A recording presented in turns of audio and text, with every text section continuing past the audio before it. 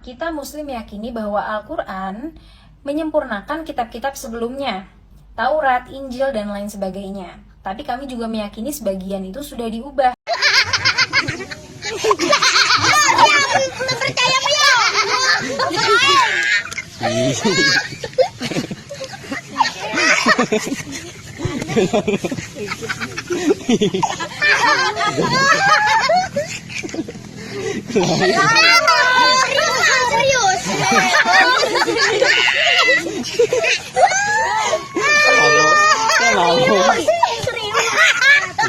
Saudara-saudaraku yang terkasih di dalam Tuhan, dimanapun Anda berada di seluruh Indonesia maupun di belahan dunia manapun, Shalom Maranatha bagi teman-teman semuanya. Saudara-saudaraku yang terkasih, kali ini saya ingin menuntaskan respon saya terhadap sebuah video dari muslimah yang menanggapi Elia Miron. Kenapa saya harus menuntaskan respon saya? Supaya apa yang dinyatakan atau apa yang diperkatakan, apa yang dituduhkan oleh muslimah ini terhadap kekristenan tidak menjadi ajang pembodohan umat.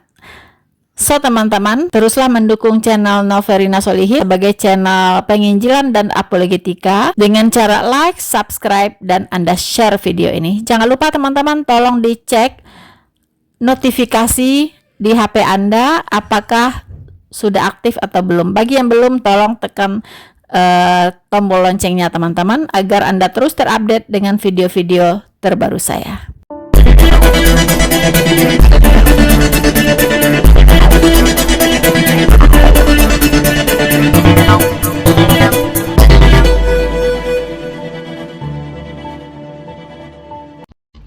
Yuk kita bahas ini ya, soalnya aku udah gregetan kenapa masalah sesimpel ini lama banget kelarnya. Halo Mas Elia, saya nggak ada masalah dengan Anda melakukan perdebatan agama, membahas kekristenan dan keislaman menurut sudut pandang Anda, karena memang itu hak Anda.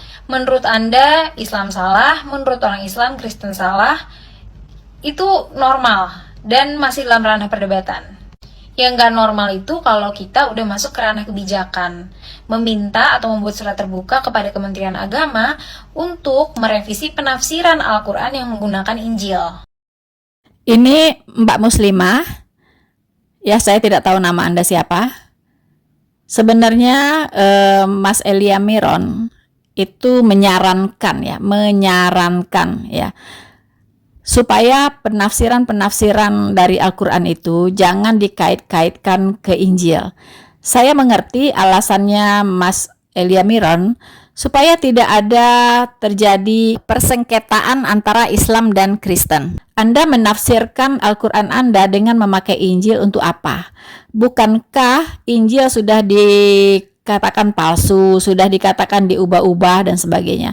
Itu tidak perlu gitu, tidak fair Anda memakai penafsiran Al-Quran Anda dengan menggunakan Injil. Itu sangat tidak fair. Dan belum tentu apa yang Anda tafsirkan itu benar menurut iman kekristenan gitu ya. Jadi kalau Anda tafsirkan sesuai dengan keimanan Anda, apa yang Anda pahami tentang Injil itu jelas sekali sangat berbeda dengan apa yang dipahami oleh orang Kristen gitu. Jadi janganlah, saya sih setuju, jangan sampai Anda mencuplik-cuplik ayat-ayat dari Alkitab. Dan tadi saya katakan poin pentingnya adalah ketika Anda menggunakan Alkitab untuk menafsirkan Al-Quran Anda, itu belum tentu Anda paham dengan apa yang dikatakan oleh Alkitab. Ya, jadi nanti jadi bumerang gitu. Ya, jadi janganlah. Lebih baik tidak memakai kitab lain untuk menafsirkan kitab Anda. Karena belum tentu apa yang Anda pahami tentang kitab orang lain belum tentu benar begitu. Kalau tidak benar kan jadi pertengkaran, jadi perselisihan begitu. Itu yang dimaksud oleh Elia Miron.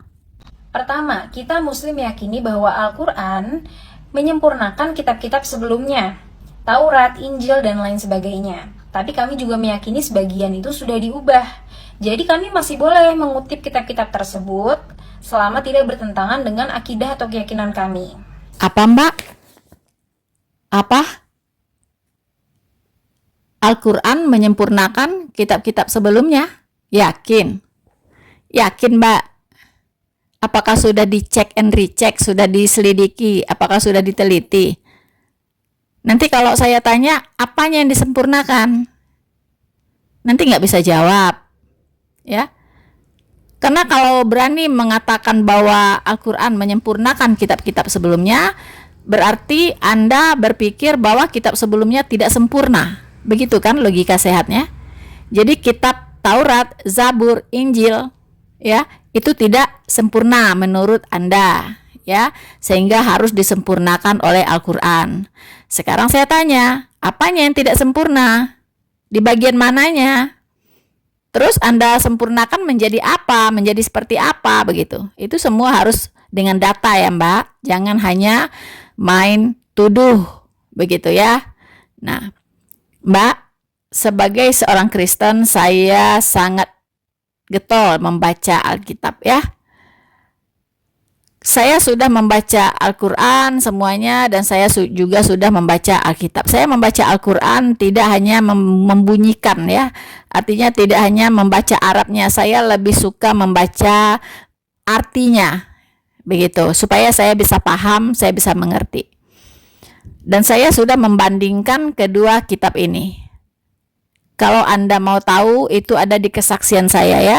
Saya menjadi seorang Kristen karena saya membandingkan antara Al-Quran dengan Alkitab. Dan saya pastikan kepada Anda bahwa Alkitablah yang sudah sangat sempurna. Ya, Alkitab adalah kitab firman Tuhan yang sudah final, sudah sangat sempurna. Tidak perlu lagi ditambahi, tidak perlu lagi dikurangi. Anda tahu, Mbak, bahwa setiap kata yang keluar dari mulut Anda, itu Anda harus bertanggungjawabkan nanti di akhirat ya. Jadi jangan sembarang ngomong kalau Anda tidak tahu bahwa Alkitab itu tidak sempurna dan Quran perlu menyempurnakan. Mari saya ajak Anda sedikit berpikir. Anda percaya bahwa kitab itu adalah firman Allah? Kalau saya sangat percaya bahwa Alkitab saya itu adalah firman Allah.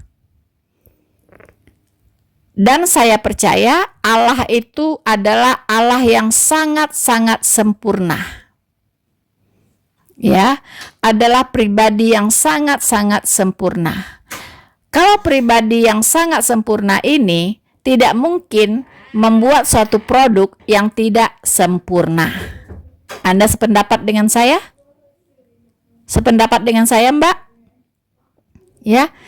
Kalau Anda percaya bahwa Allah pencipta langit dan bumi ini adalah sempurna, pasti semua hasil karyanya itu pasti sempurna. Apalagi ini adalah firman-Nya. Firman-Nya yang Dia siapkan untuk menjadi penuntun hidup umat manusia supaya tidak tersesat. Ya, supaya bisa kembali kepadanya ke surga. Jadi Dia harus mempersiapkan kitab firman-Nya yang sangat-sangat sempurna. Sebagai pemilik Alkitab, sebagai seorang Kristen, itu saya harus sampaikan bahwa Alkitab sudah sangat sempurna dan sudah final.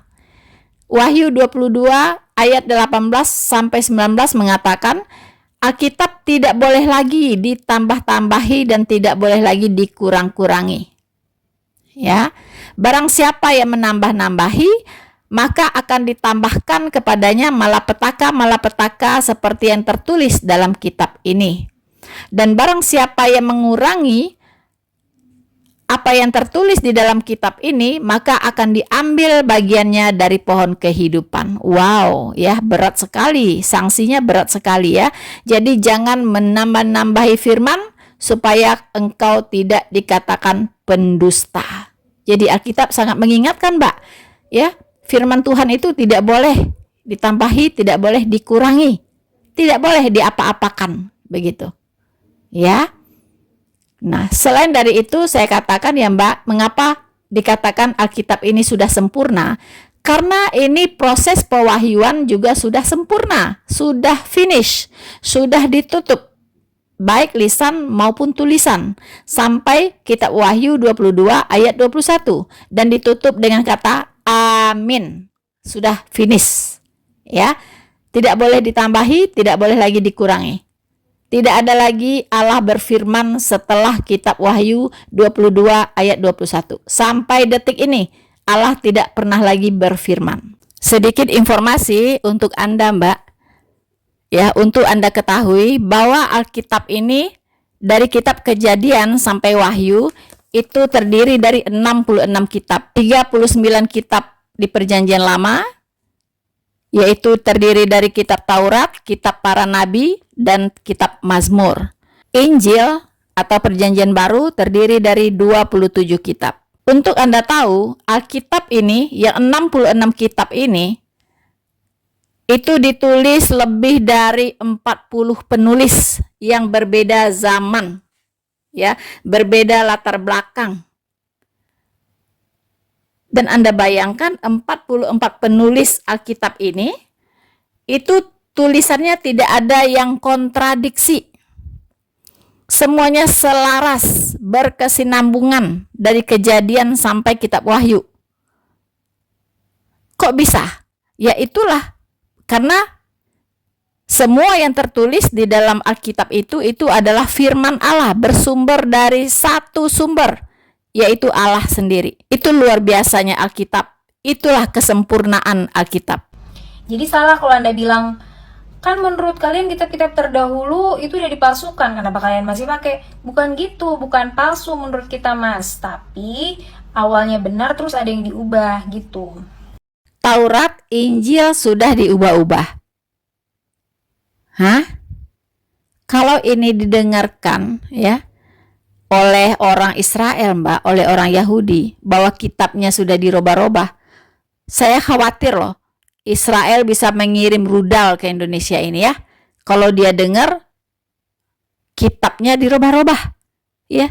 Taurat, Zabur, Injil atau kitab Taurat, kitab para nabi dan kitab Mazmur itu kitabnya orang Yahudi.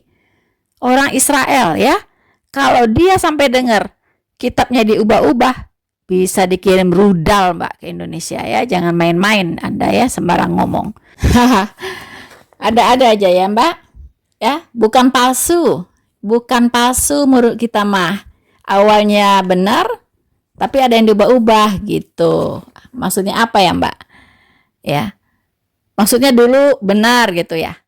Alkitab ini benar, ya kan? Terus diubah-ubah. Siapa yang mengubah? Bisa tunjukkan orangnya siapa yang mengubah dan apa yang diubah, bagian mana yang diubah, sebelum diubah seperti apa, setelah diubah seperti apa. Tolong tunjukkan kepada kami. Anda harus bisa tunjukkan Alkitab mana yang belum diubah, Alkitab mana yang sudah diubah. Ditunggu. Oke? Jika Anda tidak bisa buktikan, tidak bisa tunjukkan, berarti itu omong kosong. Ya, itu fitnah yang harus Anda pertanggungjawabkan di akhirat nanti. Jangan-jangan ya, Alkitab yang diubah-ubah itu sesungguhnya ada di tangan kalian sekarang. Jangan-jangan, ini praduga tak bersalah, tapi saya curiga. Jangan-jangan Alkitab yang sudah diubah-ubah itu justru kitab yang ada di tangan kalian sekarang. Silahkan Anda selidiki. Poin kedua, Anda bilang, tapi itu kan Injil kami, harusnya jangan digunakan dalam penafsiran kalian dong. Mas, kalau gitu apa bedanya dengan umat Kristen yang menggunakan Perjanjian Lama yang notabene sebenarnya adalah kitab yang diturunkan kepada Yahudi atau Bani Israel untuk membenarkan Injil kalian? Wah, ini ketahuan nih, Mbak, ini ya. Mainnya kurang jauh ya, Mbak. Ya. Anda menyamakan kitab Taurat, kitab para nabi dan kitab Mazmur atau dalam artian Perjanjian Lama dengan Injil atau Perjanjian Baru Anda samakan dengan Al-Quran. Begitu, nggak bisa, Mbak, beda ya, beda. Perjanjian Lama ke Perjanjian Baru itu ada kesenambungannya, ada benang merahnya ya. Ada benang merahnya. Tetapi ke Al-Quran Anda itu nggak ada benang merahnya. Karena sampai Perjanjian Baru selesai ditulis, itu sudah ditutup, sudah dikunci, tidak ada sambungannya lagi. Ya, nggak ada keterusannya lagi, nggak ada gitu. Sudah selesai seperti tadi yang saya jelaskan. Sudah dikunci, sudah digembok oleh Tuhan ya. Tidak ada lagi firman setelah itu. Ya, firman terakhir itu adalah di kitab Wahyu 22 ayat 21. Ditutup dengan kata amin. Selesai. Nah, jadi Anda harus tahu bahwa kitab PL itu adalah kitab perjanjian baru, itu adalah terusan ya, atau sambungan dari atau kelanjutan dari kitab perjanjian lama. Kitab perjanjian lama terdiri dari 39 kitab, itu berisi kitab nubuatan, Mbak, ya. Nubuatan tentang apa? Nubuatan tentang janji Tuhan yang akan mengirim juru selamat atau Mesias.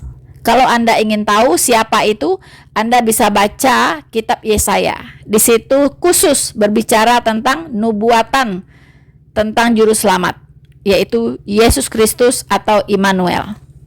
Ya. Kemudian kitab perjanjian baru terdiri dari 27 kitab, itu berisi penggenapan dari nubuatan di perjanjian lama ini, ya. Nah, di sana juru selamatnya sudah datang. Jadi digenapi oleh Yesus Kristus. Digenapi secara akurat.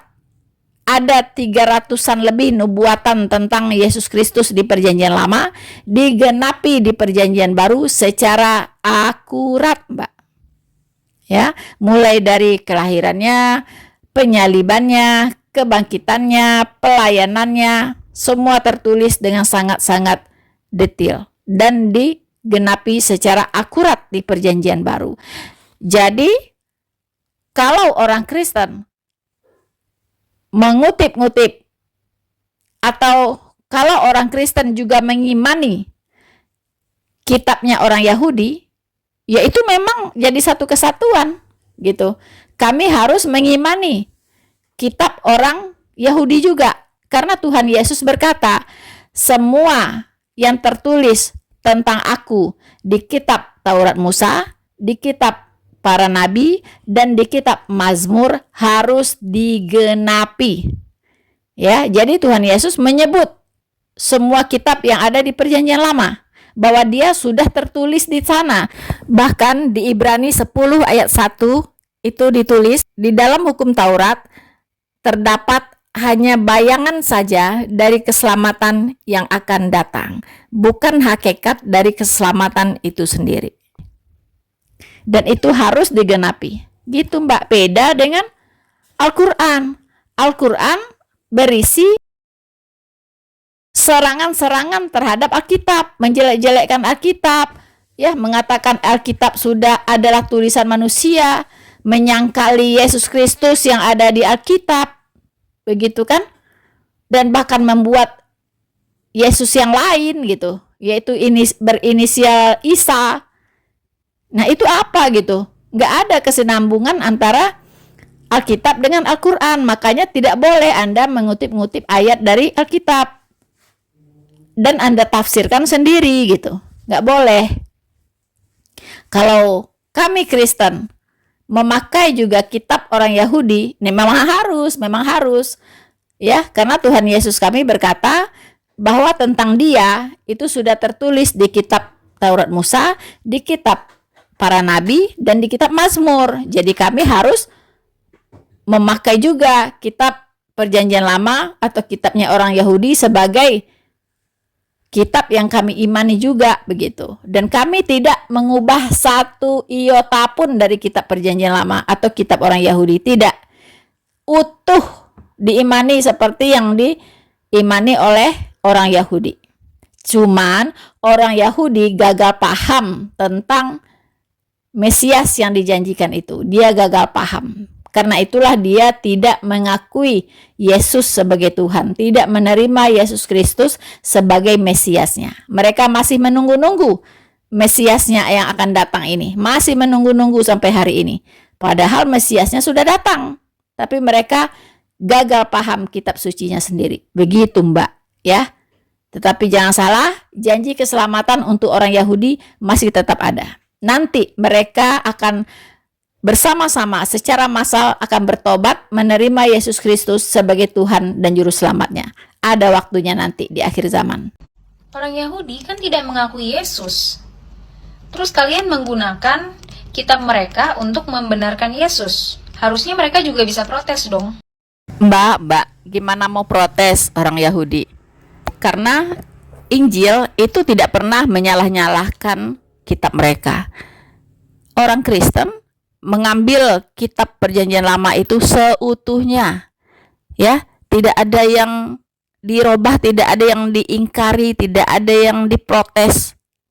Apa isi Alkitab Perjanjian Lama itu seutuhnya, sampai titik komanya pun diaminkan, Mbak, diaminkan, ya. Orang Kristen percaya bahwa kitab Perjanjian Lama, Taurat, kitab para nabi dan Mazmur ini adalah firman Tuhan, ya, firman Tuhan. Jadi itu diterima seutuhnya oleh umat Kristen. Paham? Jadi apa alasannya orang Yahudi ya akan protes itu nggak ada gitu.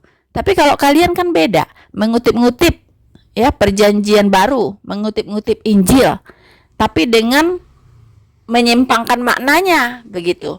Sudah tahu secara teologis, secara historis firman Allah yang datang ke dunia itu menjadi manusia, kemudian dia mati di kayu salib untuk pengampunan dosa, lalu pada hari ketiga dia bangkit, semua orang yang percaya kepadanya tidak binasa, melainkan beroleh hidup yang kekal. Itulah faktanya. Tetapi apa?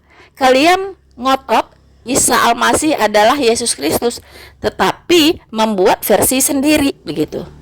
Nah, ini yang membuat orang Kristen tidak suka. Kalau Anda mengambil Injil utuh sampai titik komanya, ya silahkan gitu. Ya kan?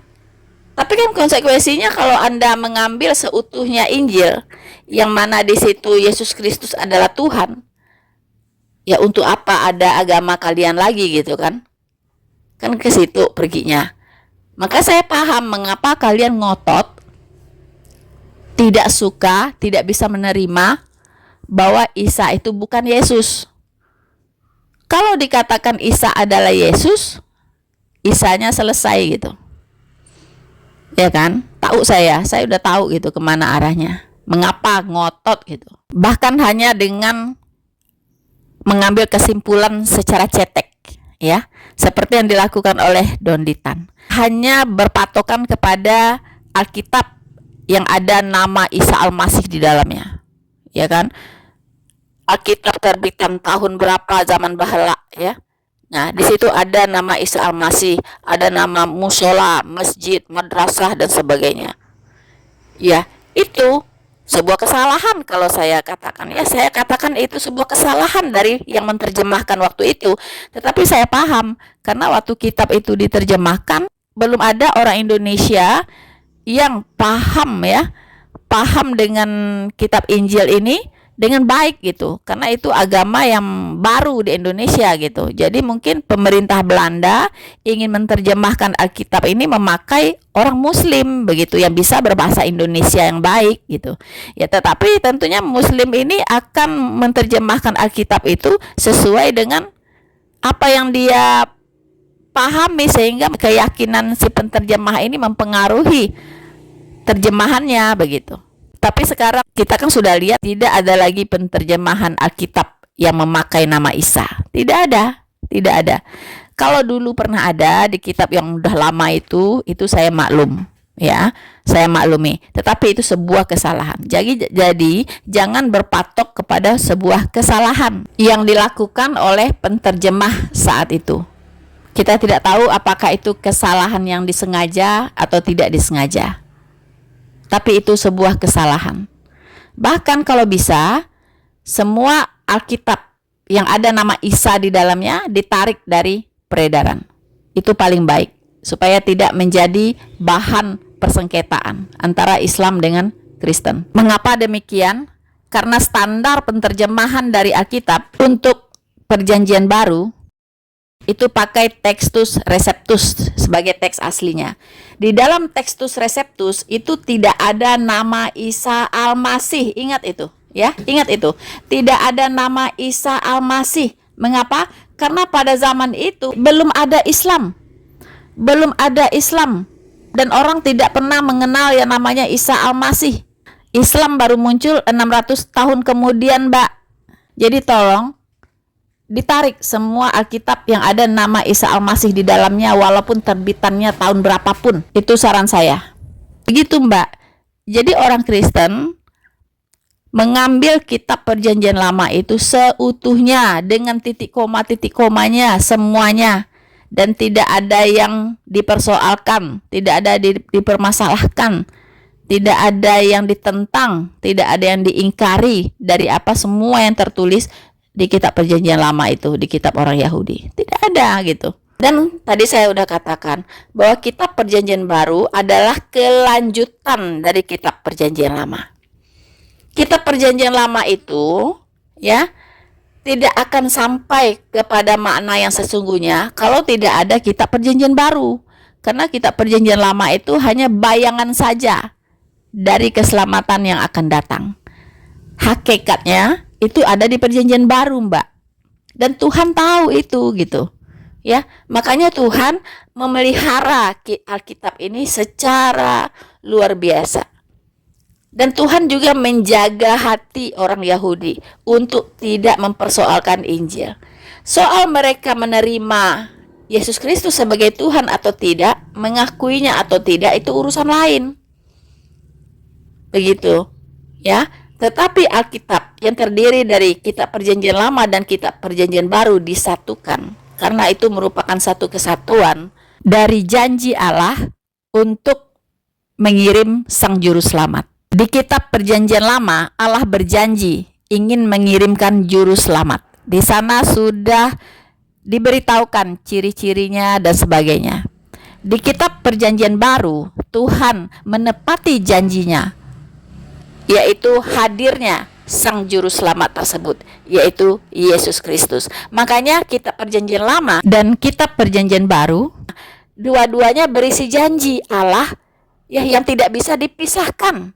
Bagaimana mau dipisahkan? Tidak bisa, Mbak. Tapi Anda bilang, enggak semua Yahudi itu menolak Yesus. Ada juga kok sebagian yang mengakui Yesus. Ya sebagian kecil kan, sebagian besar tetap tidak mengakui kan. Jadi jangan dialihkan dari topik utamanya.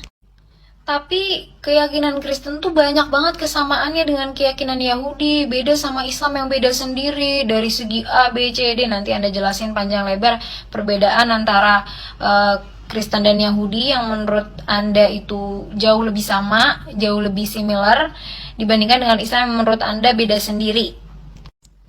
Mau sesama apapun agama Kristen dan agama Yahudi, agama Kristen itu tidak diakui oleh mayoritas orang Yahudi. Mbak, ya, Anda mengatakan mau sesama apapun agama Kristen dengan agama Yahudi, agama Kristen itu tidak diakui oleh mayoritas orang Yahudi. Yahudi menolak Kristen, ya kan? Anda harus tahu, Tuhan memberikan kehendak bebas kepada umat manusia. Free will, mungkin Anda baru dengar tentang istilah free will. Ya, jadi Tuhan itu memberikan kehendak bebas kepada setiap manusia untuk memilih. Anda mau menyembah setan atau Anda mau menyembah Allah. Anda mau mengakui Yesus Kristus Tuhan atau tidak, itu pilihan masing-masing orang. Juga pilihan orang Yahudi. Orang Yahudi diberikan kehendak bebas. Jadi Tuhan itu tidak pernah memaksa orang untuk menyembahnya.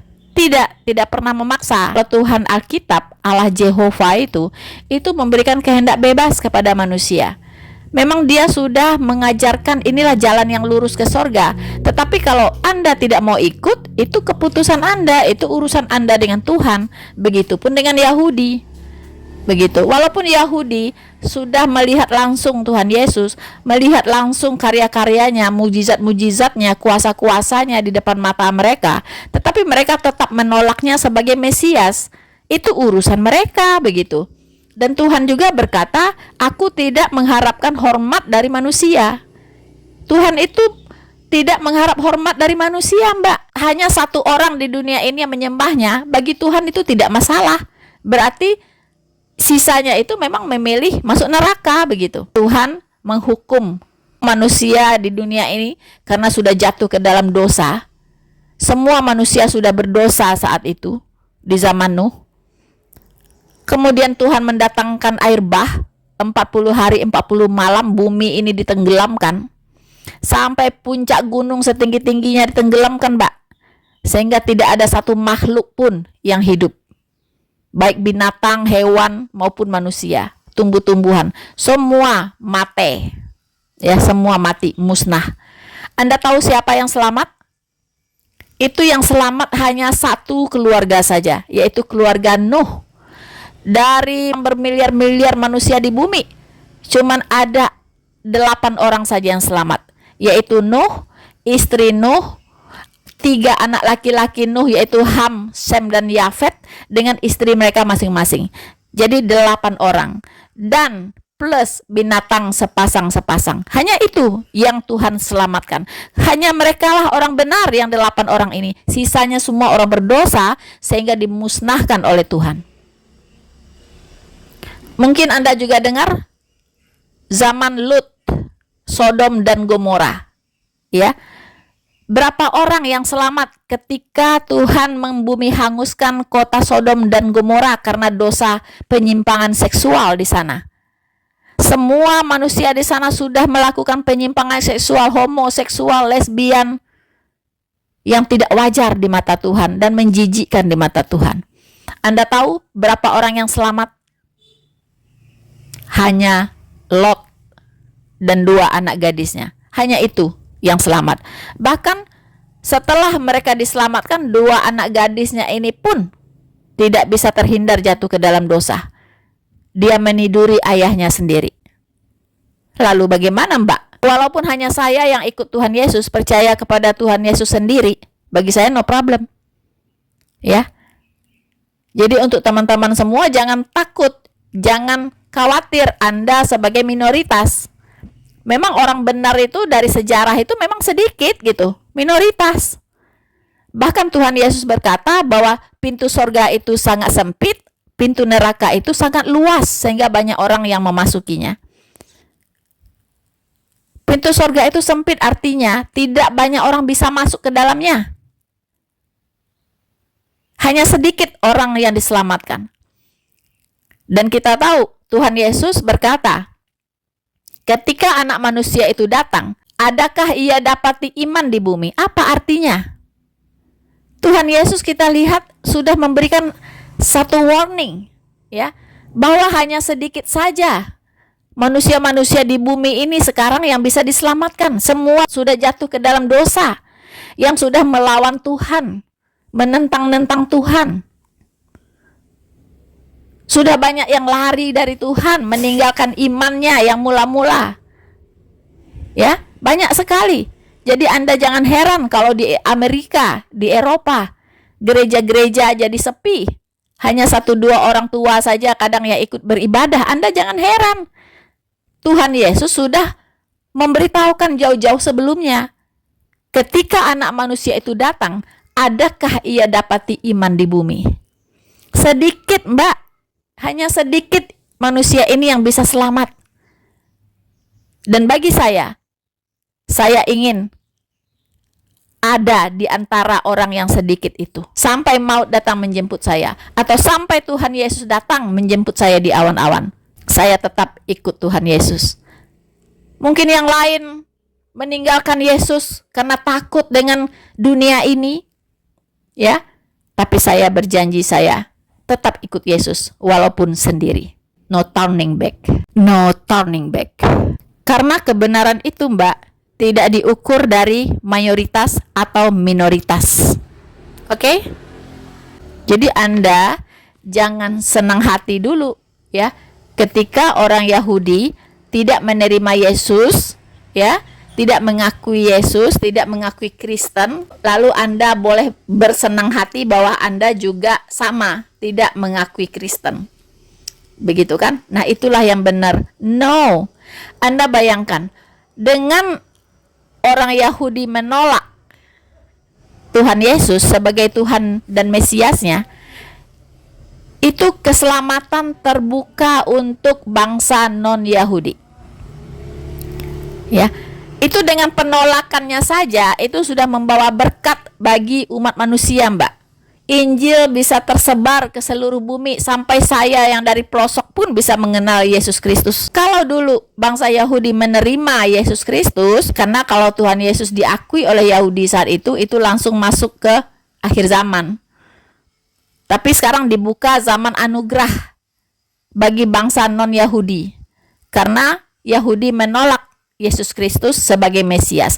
Sementara misi Tuhan untuk menyelamatkan seluruh umat manusia itu harus terlaksana.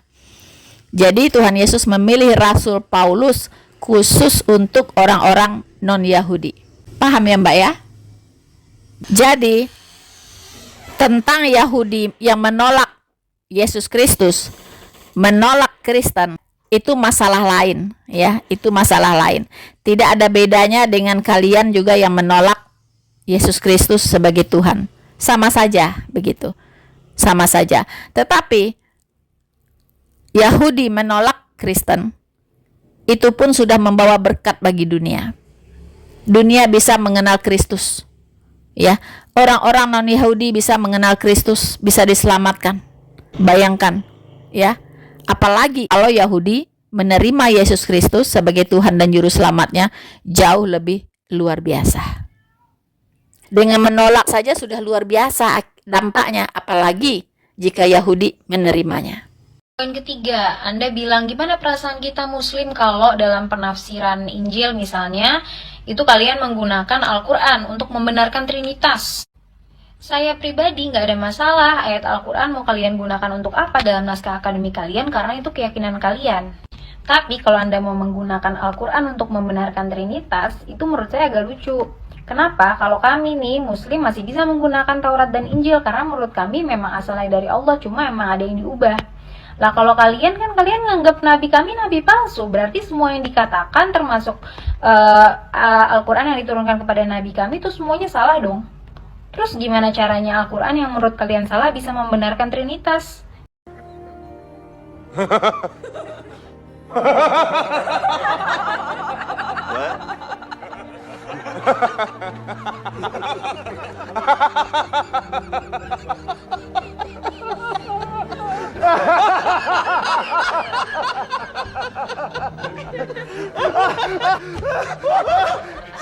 Crash, great. Loh. Kalau ini saya baru pertama kali mendengar, Mbak. Ya, bahwa orang Kristen mengutip Al-Quran untuk membenarkan Trinitas. Wow. Amazing. Ya, siapa yang bilang begitu? Siapa yang mengutip-ngutip Al-Quran untuk membenarkan Trinitas? Saya katakan sesat. Sesat, ya. Kenapa? Karena Alkitab itu tidak butuh kitab manapun di luar Alkitab untuk membenarkan Alkitab. Karena Alkitab itu sudah sangat sempurna dan sudah cukup, mau berargumentasi apapun ada di Alkitab. Benar-benar saya heran. Saya tidak pernah mendengar ya ada orang yang mengutip Al-Quran untuk membenarkan Trinitas. Sesat. Kalau ada, bertobatlah ya orang Kristen yang seperti itu. Mana ada begitu. Baiklah, tentang Trinitas itu hanya ada di Alkitab. Tidak ada penjelasan Trinitas di luar Alkitab, karena yang Trinitas itu hanya Allah Alkitab. Ilah-ilah lain tidak ada yang Trinitas, karena Trinitas ini adalah keunikan dari Allah Alkitab, yaitu Allah Jehovah, yang disembah oleh para nabi, yang disembah oleh para rasul, yang disembah oleh umat Kristen. Ya, umat Kristen. Apakah orang Yahudi menyembah Trinitas? Tidak.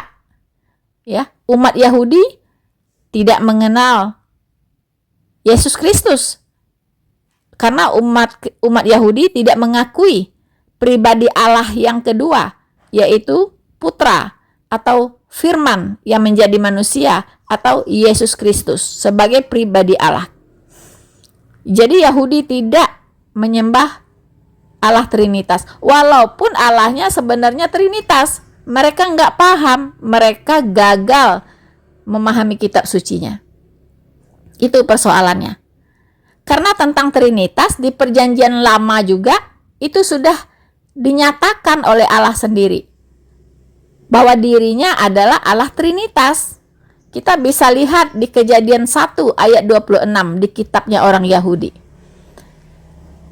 Pada saat penciptaan Allah berkata, "Baiklah, kita menjadikan manusia menurut gambar dan rupa kita." Siapa kita di sana? K-nya huruf besar, yaitu pribadi Allah sendiri, ya.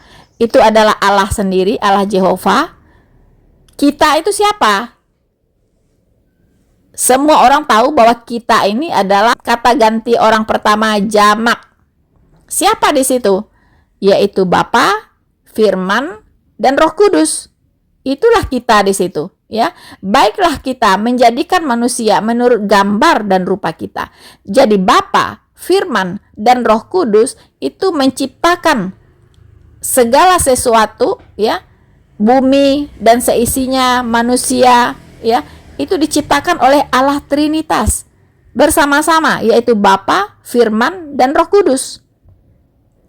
Makanya di kitab Yohanes dikatakan, Yohanes 1 dikatakan bahwa pada mulanya adalah Firman, Firman itu bersama-sama dengan Allah, dan Firman itu adalah Allah. Kemudian dikatakan bahwa segala sesuatu dijadikan oleh Dia, tanpa Dia tidak ada segala sesuatu yang dijadikan. Artinya Firman ini adalah pencipta. Ya.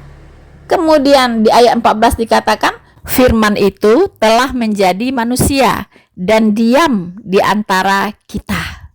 Jelas di situ ya, bahwa Firman yang menciptakan tadi, pencipta tadi sudah menjadi manusia. Itulah Yesus Kristus, Firman yang berinkarnasi menjadi manusia. Itu penjelasan dari kitab Kejadian 1 ayat 26. Kemudian ayat telak untuk Trinitas adalah 1 Yohanes 5 ayat 7. Ini adalah ayat yang sangat telak tentang Trinitas. Ayat ini ada di Textus Receptus, yaitu teks asli Perjanjian Baru, dan dihilangkan di critical text oleh kelompok liberal. Jadi Yohanes 5 ayat 7 mereka buang. Kalau di dalam kitab kita Lai itu dikurung. Ya, kalau ada ayat yang dikurung, itu Anda pastikan bahwa ayat tersebut ada di Textus Receptus, teks aslinya, dan dibuang di critical text, ya. Itu kitabnya orang liberal yang dia buat sendiri.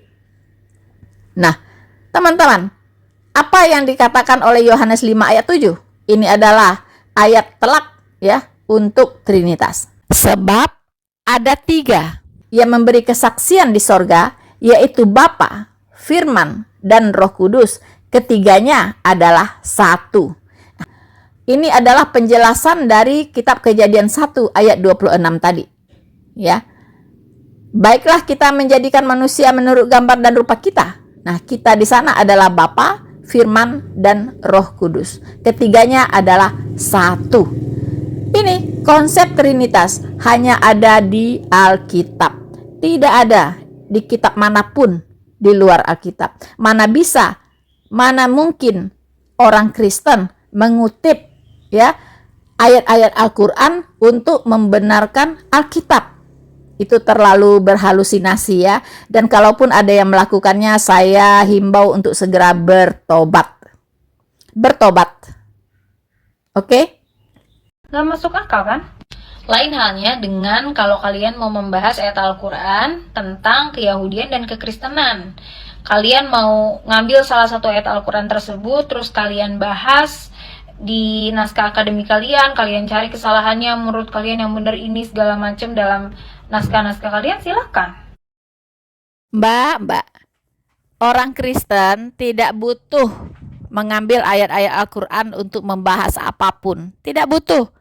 Orang Yahudi saya pastikan juga tidak membutuhkan ayat-ayat Al-Quran untuk membahas apapun, ya, tentang agama mereka. Kristen juga sama gitu. Jadi jangan kegeeran ya Mbak.